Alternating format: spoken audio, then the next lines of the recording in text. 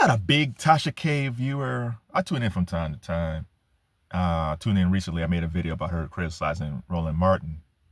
Everybody had a big laugh, at Roland's expense. And now the laugh's on her. So she criticized foundational Black Americans because she said she was defending her family because people were criticizing her husband, who was African.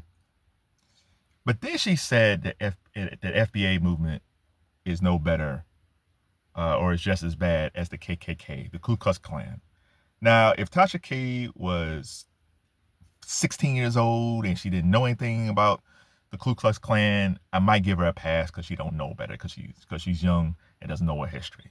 This woman is in her mid-40s. She clearly knows what the KKK is. The KKK was a white terrorist organization whose main purpose was to destroy the lives of Black Americans. They destroyed towns like Tulsa and towns across the country just because they were jealous of the success of Black Americans in business. They lynched people, hung people, beat up people, maimed people, all in the name of just ignorance and jealousy and insecurity and stupidity.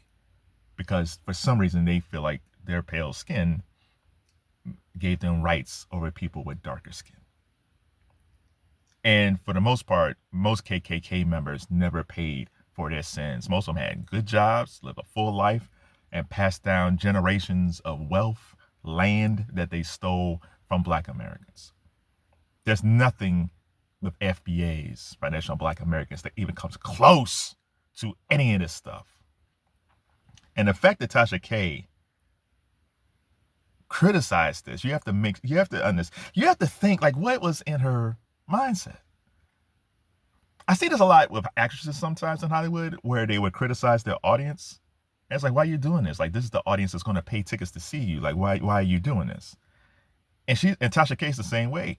The bulk of her audience are Black Americans. Now, like I said, her husband's African. I think her grandfather is Bahamian. So if the bulk of her audience was Bahamian and African, yeah, the FBA thing, where she compared it to the KKK, was still stupid. But I can say, well, man, listen, her audience is mostly Africans and Bahamians, so she don't care. She don't care about us anyway. But it's not like that. The bulk of her content, the bulk of her audience are Black Americans. And I guess she played the odds that her audience weren't FBAs, that they weren't into the FBA movement, that they just love gossip, whatever the next gossip thing is, spilling the tea, so they can care less about that stuff. But I guess she lost like 30,000 subscribers the next day when she had that criticism. And I guess she had her live stream, and Black folks was pushing back on her on the FBA thing, and Tasha K wouldn't bend. Now, eventually, she kind of apologized for it, but I don't think she really meant it. So, listen, there's a time and place for everything.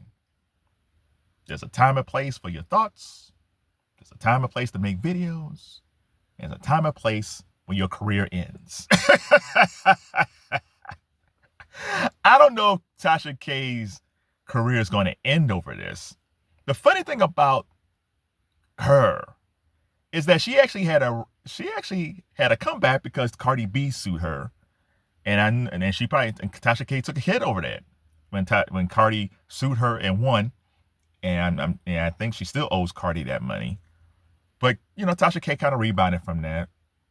But from this, I think she's always going to have a channel. I think she's still going to be successful in her own way. But it's going to hit her. And as more of this spreads around, how she criticized Black folks in this country, less and less people are going to tune in. And it couldn't happen to a nicer person.